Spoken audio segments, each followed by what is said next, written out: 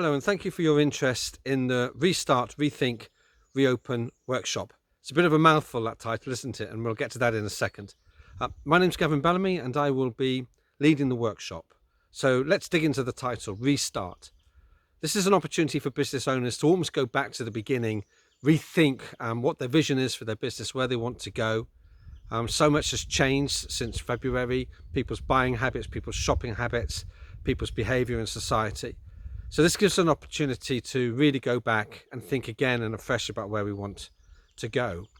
The rethink part of it is actually more about the structure of the business itself. What kind of systems and processes do we want to put into place, drawing on our experience of running a business previously and what went well and what didn't go well.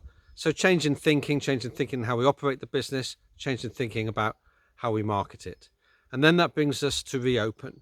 No doubt you already have some degree of reopening, but we're far from getting to that place where most of our businesses can be running smoothly and efficiently and with the kind of volume of trade that we were looking for before. So we're going to dig into some practical strategies around that.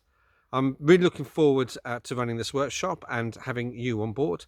So make a date in your diary. It is June the 17th. It is 4 p.m. and we look forward to seeing you there.